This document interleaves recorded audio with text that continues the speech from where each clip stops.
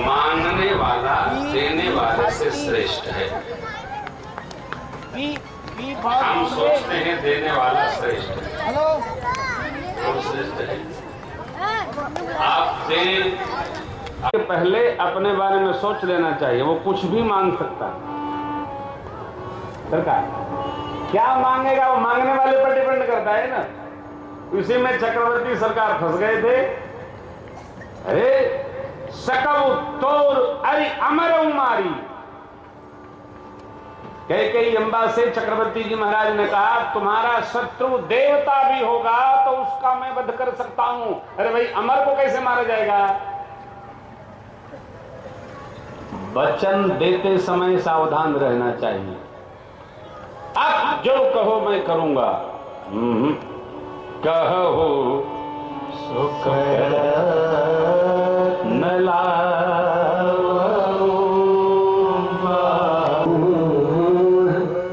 सपा वही मोही मैं जाचन आयु नृप तो अनुज समेत देहु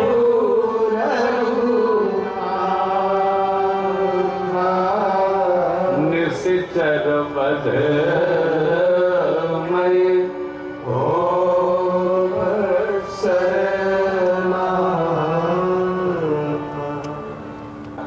और मैं भी सानंद हो जाऊंगा।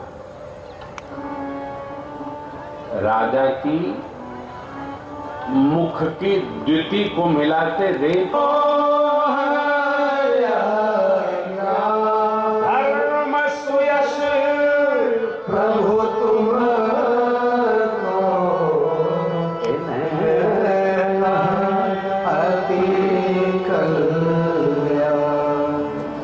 आदमी कितना भी जागृत हो, बोधि हो, ज्ञानी हो, जब उससे कुछ वस्तु मांगो तब उसके ज्ञान की था चलती है। जय जयकार हो रही है चारों, तो वो खुद ही कहेगा। आप बताओ।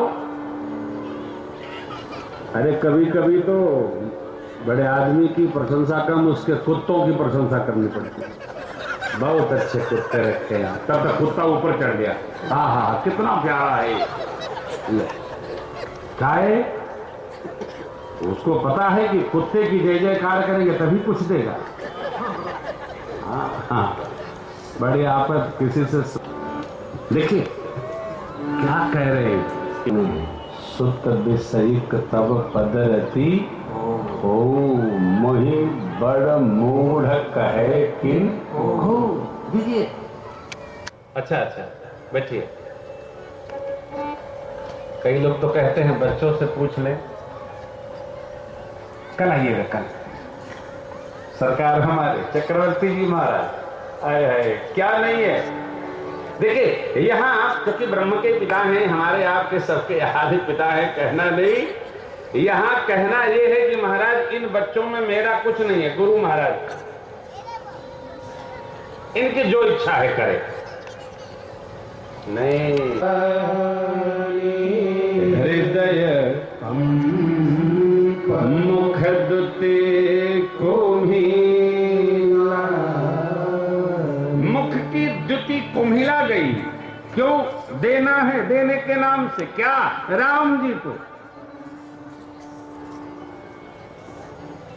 हमारे प्रधान जी कह रहे थे कोई दीक्षा लेना चाहता है, वो अपने भजन नहीं कर पाता है, वो घेरे हैं, वो बैठे हैं, तो आपको कहां से दीक्षा देगा? दीक्षा नहीं, कथावाचक का काम है शिक्षा देना। दीक्षा देना हमारा काम नहीं है। दीक्षा संतों से लिया करो, और उन संतों से लिया करो जिनके श्री चरण में आप जाकर बैठ सके। हम अयोध्या जी में कानपुर में रहते हैं, और दीक्षा कदाचित हम तो देते नहीं, कदाचित दे भी दे तो आप हमसे कैसे मिलेंगे? कैसे राम राम होगा? दीक्षा ऐसे सदगुरु से लीजिए जब चाहे आप श्री चरण में बैठकर और मार्गदर्शन प्राप्त कर सके। अनेक साधक संत अहमदाबाद के चारों ओर हैं, कहीं शरण लो, कहीं एक ये तो निमित्त है, कथाकार का काम है शिक्षा देना, दीक्षा देना अपना काम नहीं है, ये साधु संतों का काम है। संतन के संग लाग रे तेरी अच्छी बने। बाबा विश्वामित्र जी राज ऋषि हैं, ब्रह्म तत्ववेत्ता हैं, आहे। अब देखिए कहते हैं चौथे पन पायो सुतचारी, विप्र वचन नहीं कहे हूं। अपने विचार करके नहीं मांगा, मांगने वाला विचार नहीं करता है, विचार देने वाला करता है। मांगने वाला कुछ भी है, मांगे मांगे मांगे, क्या मांगते, कुछ भी मांगा जा सकता है। भगवान ने कहा, मनु जी ने कहा, चाहूं तुम्हें समान सुत। तो भगवान बोले आप सरिस खो जाऊं कहां जाई। मनु जी ने कहा ये हम नहीं जानते, आपने क्यों कहा मांग मांग मांग। पक्ष नहीं है, देने वाले के पक्ष में विचार है, क्या करे। अरे चक्रवर्ती जी महाराज बोले, सब सुत प्रिय मोहि प्राण की बलराम मरते हो मुनिनाथ, मेरे प्राण नाग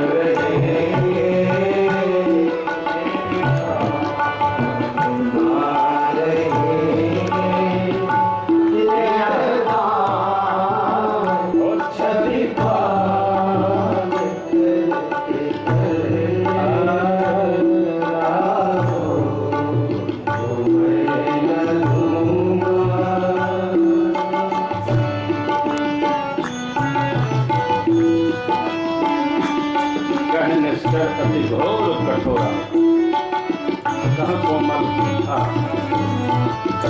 चलते विलोक प्रभु को, ये होगा उजाड़ को सल, होगा उजाड़ को सल, मंगल भवन के जाते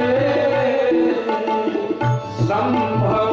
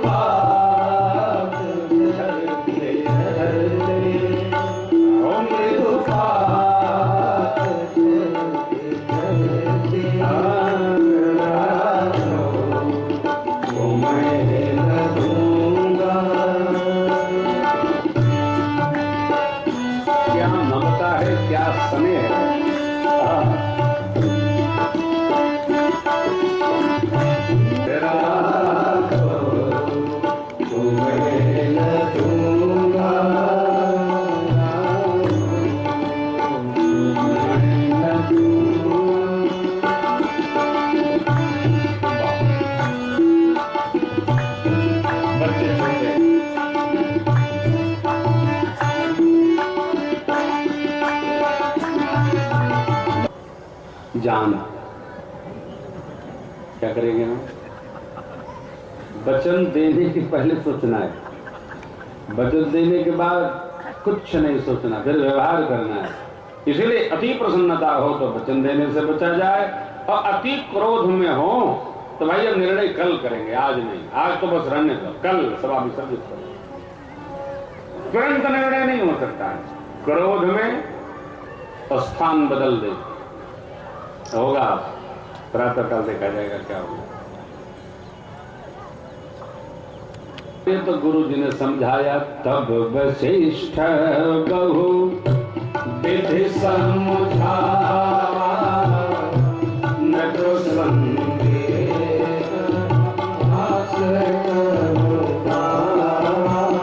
नीचे लिख गया, यहाँ क्या लिखना है।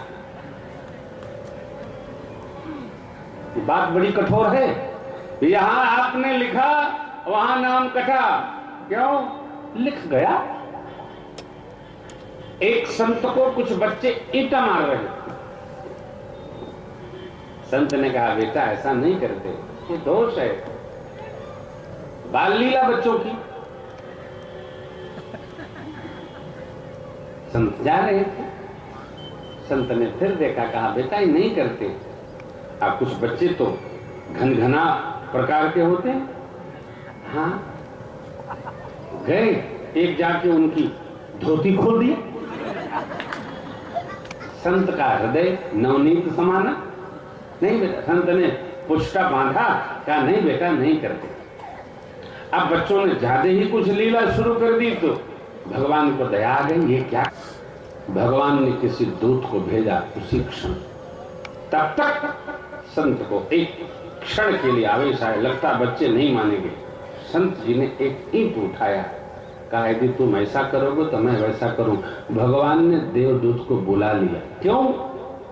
अब तक तो संत अनंत के शरण में थे, तो अनंत ने चेतना देकर किसी दूत को भेजा, लेकिन जब संत जी अपनी रक्षा करने में स्वयं सक्षम हो गए तो भगवान ने दूत को बुला लिया। एक कथा कहती है, भगवान के दरबार में लिखा पढ़ी उसी की है जो भगवत कार्य में देता तो है लेकिन लिखा पढ़ी नहीं करता है। अरे भाई, अपने प्रभु चले दारी पर, माँ ने नहीं रोका।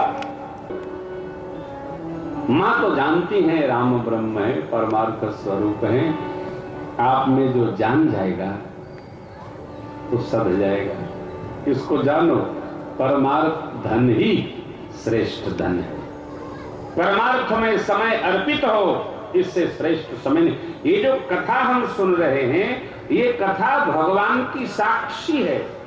हम जितनी देर कथा सुनते हैं, यह उम्र हमारे उम्र में जुड़ती जाती है, बढ़ती जाती है। भगवत कथा वय को बढ़ा देती है और परमार्थ आय को बढ़ा देता है।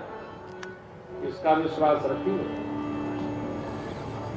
परमार्थ आय बढ़ा देता है। क्यों? कोई पिता अपने पुत्र की कमाई नहीं खर्चता है, चाहे उसके पास न हो। जो जो लोग देते होंगे उनके पिताजी रखते होंगे, खर्चेंगे नहीं। आप कभी मांग के देखियो, बाबूजी कुछ पैसा है क्या? वही नोट मिलेगी जो तुमने दिया है। क्यों? पिता कम में रह लेता है लेकिन पुत्र के धन का उपयोग नहीं कर सकता है। 2 देंगे भगवान यज्ञ की सेवा में, 4 मिलेगा। लाभ मान कर किया करो, आप कहीं किया करो, अर्पण करो, समर्पण करो। अद्भुत है वो। सबको प्रणाम करते हुए प्रभु सरजू मैया को वंदन किए चले गुरु जी के साथ। चले, ताटक बनाया, ताड़का चिढ़ाड़ कर दौड़ी। ताड़का को देखकर गुरुदेव भगवान विश्वामित्र ने दिखाया, चले जा सब ऋषि नाथ